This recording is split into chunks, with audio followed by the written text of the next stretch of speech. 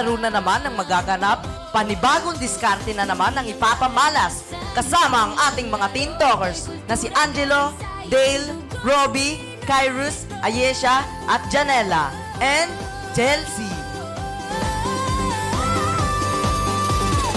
Tunay na paraming ating pamilya, kaya naman mas masaya na ang ating palaro dahil mas marami, mas masaya.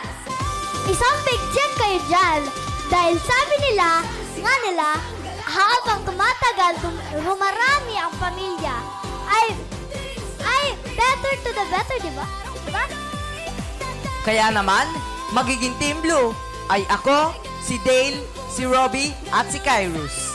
At ang Team Pink naman ay si Ayesha, Janela, Arwina, Kelsey at Jamie.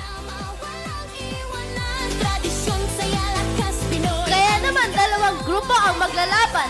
Dahil ito ang good news dahil ang tatanghaling panalo sa season na ito ang siyang mananalo ng 5,000 pesos na ibibigay sa chosen charity ng grupo at mananalo ng Pinoy Fest Trophy. Pero ano ba ang lalaruin for this time? Kaya panoorin natin ito. I-shoot mo! Ang bawat team ay magpapagalingan magpa-shoot ng ping-pong balls sa loob ng 2 minuto.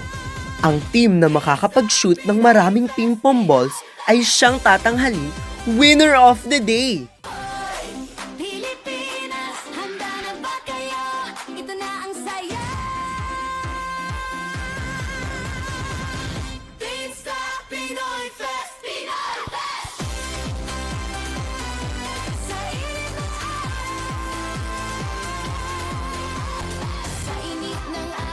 Sa sigla ng bayan, nagtipon-tipon ng buong sambayan na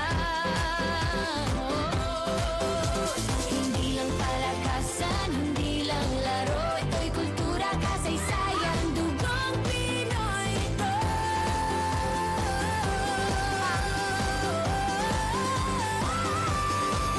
Patintero sa kalsada, luksong tinik sa damo.